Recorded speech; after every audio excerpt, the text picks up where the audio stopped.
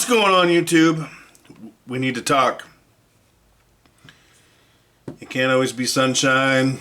Can't always be positivity. You know, this doesn't have to be negative, but news is news, developments are developments. You'll see I have an international trade bar set out. There's a very good reason for that.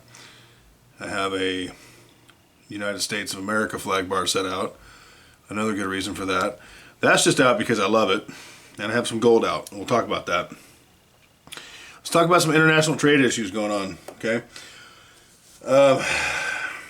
As you know, the BRICS nations are growing. We've talked about that in the past. Looks like Kenya's on board. I mean, they have been for a while, but it looks like they're really moving forward and advancing with trades. Let's talk about the Saudis. It looks like they are aggressively considering trading oil to the Chinese for the yuan. And obviously they would trade for dollars for the rest of the world at this point. But that's not a step in the right direction, folks. Not for us.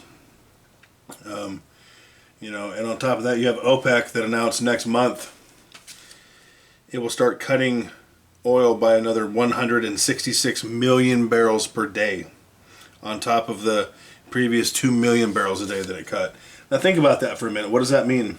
Okay, that means countries that aren't too excited about our dollar being used for oil really don't like our oil. It's going to drive our dollar as much as they used to. It's going to drive the cost up to us, who is a nation that is now solely dependent, thanks to the current administration, on our oil being imported.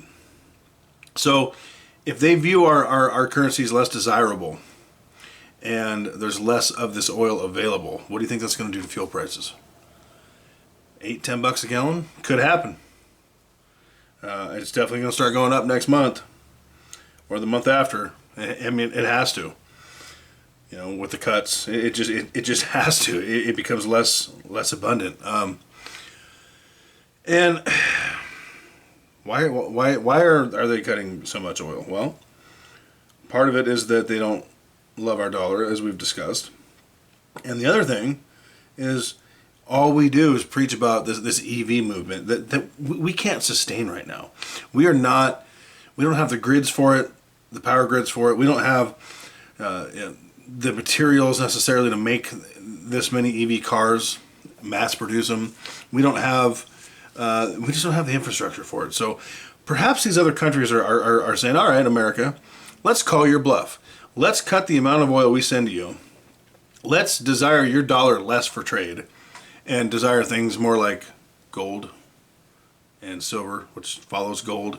So if they desire gold, well, silver price usually follows gold price, so it's probably going to affect both positively. But you know, is that what they're saying? Are they saying to us, all right, let's call your bluff. You guys, you know, we can cut oil because you guys say you don't need as much? Cool. Things are not good, folks. It's really important that we cut our debt in our personal lives as much as possible, that we prepare. Fuel prices go up, everything goes up. Not just fuel at the pump. Your milk goes up, your food goes up, your supplies from the doctor go up, the plumber, whatever, because the cost to get them here goes up. So it's going to be a multifaceted event if this happens, and I think it's going to happen. I don't think it's a matter of if, I think it's a matter of when. And I think it's really important that we get our finances in order and that we back our play with some physical metal, some gold, number one, some silver, number two. It's really important. I'm not about doing the FOMO thing, but this is something we really need to look at. This is right in front of us. It has been for some time, and it seems that they're getting more aggressive about it. I think the next, don't quote me on this, but I believe the next big BRICS meeting is in August. So we'll see what happens then, but that's not that far away. And there's things happening in the meantime between now and then. It's really important to pay attention to these things. This is going to affect us probably more than a lot of countries.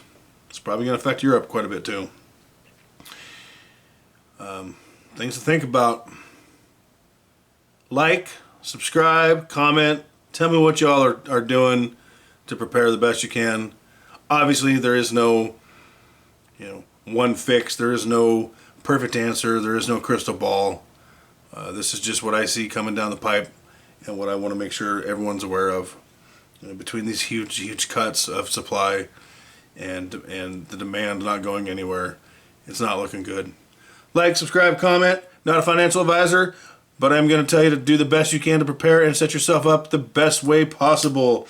And I'm also going to tell you to keep stacking.